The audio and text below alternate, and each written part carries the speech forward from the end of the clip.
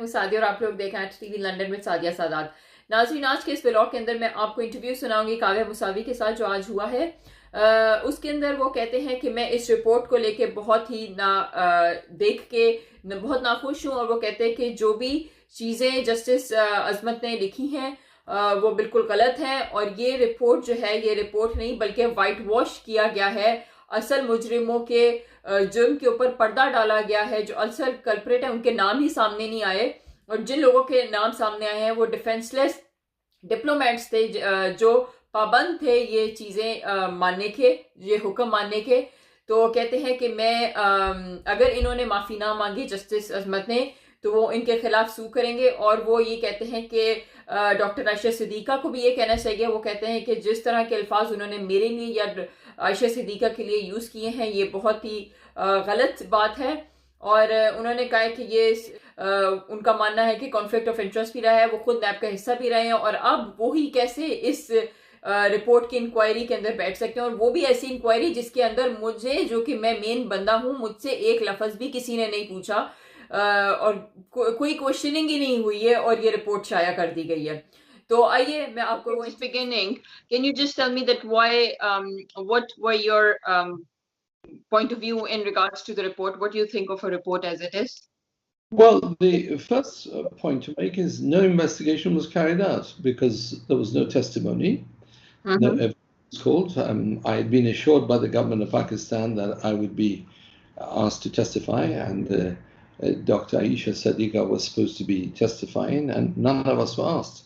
We were quite astonished and also appalled that a report masquerading as a judicial inquiry should come, and where no evidence was taken from any of the key witnesses there. It is quite extraordinary.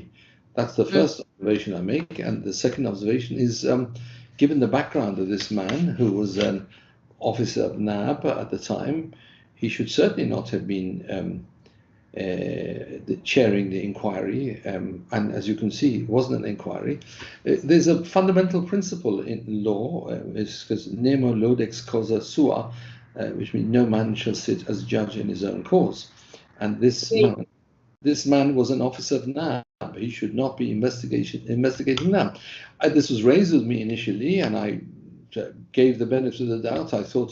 I thought, rather mistakenly, clearly, thought that a man who's a former justice of the Supreme Court of Pakistan would have the integrity to be able to separate the issues. But clearly, the mark of integrity would have been to say he cannot sit in judgment of this matter because he was an officer of that organization at the time. And incredibly, what he does is he attacks another officer who was if there was one man of integrity at NAB, it was Farooq Adam Khan, and this foolish man masquerading as a justice has attacked him and given a carte blanche to all the generals. Well, in London, Sir Anthony Evans, president of the Court of Appeal, heard the evidence, and he preferred the evidence not of the generals, he preferred the evidence of myself, and he preferred the evidence of Dr. Aisha Siddiqa. And all you got to read and see what this fraud has written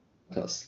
The man is a semi-literate. He doesn't understand the difference between a civil contempt and a convicted felon. He calls me a convicted felon.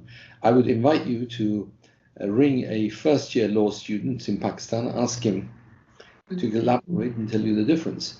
If a man doesn't know the difference between a civil contempt and a criminal conviction, he does not deserve to be a justice of the Supreme Court of Pakistan. And he certainly, this attempted whitewash is not a whitewash. It's a black mark of shame on the history of the judicial system of Pakistan. Okay, now the report is public, and this is what they have come up with. What do you think will be the next phase, and what they are actually trying to achieve by putting up this sort of report? It's a whitewash. A judicial inquiry means make inquiries.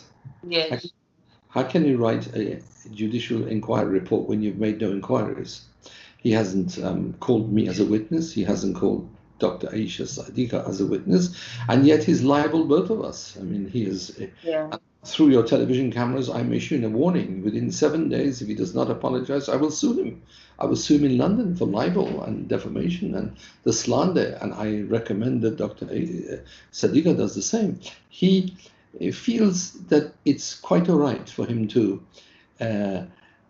cast aspersion on the integrity of one of the leading, most renowned scholars of Pakistan, recognized internationally as a top political scientist who's written on the corruption of the Pakistani military. He finds that it's okay for him to, without even questioning her, to cast aspersions on her integrity, even though she's a witness who Sir Anthony Evans found credible and preferred her testimony to Adil Shah, who was the witness for NAB, whose inconsistency was there and then demonstrated. He said certain things in the tribunal which we were able to demonstrate instantaneously with the exact opposite of what he had said in his book. And Sir Anthony Evans commented on that.